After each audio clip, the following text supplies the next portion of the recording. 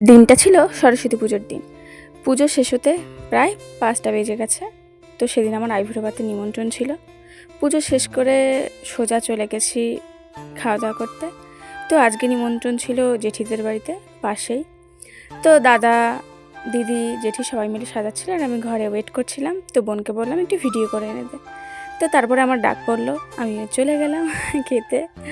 এখন হচ্ছিল ছবি তোলা, তারপরে আমি বসে পড়লাম খেতে। আর তারপরে আর একটু 2-3টে ছবি তুলে নিলাম, তোমাদের সাথে শেয়ার করব। তাই ভিডিওটা দেখো, অবশ্যই ভালো লাগবে। আর আমার সাথে নিমন্ত্রণ ছিল দাদার আর বোনের। যেহেতু আমি একা কোথাও যাই না, তো ওদেরকে আমি নিয়ে যাই। আর আমার সাথে ওদেরও আইবুড়ো ভাত একবারেই খাওয়া হয়ে গেল। তারপরে খাওয়া দাওয়া শুরু করে দিয়েছি, প্রথমে ডাল আর বেগুন ভাজা দিয়ে। তো তোমরা দেখতে পাচ্ছ এই ভিডিওটা আমি রিলে পোস্ট করেছি। তো আমাকে দেখে কীরকম লাগছে সবাই কমেন্ট করে জানিও। আর আজকের মেনুটা স্কিপ করে দেখে নিও। আর এই হলো দাদা, আর পাশে বসে আছে বোন। সবাই মিলে একসাথে খাওয়া দাওয়া করতে চলে গেছি। তারপরে খাওয়া দাওয়া করে সোজা চলে এসেছি বাড়িতে।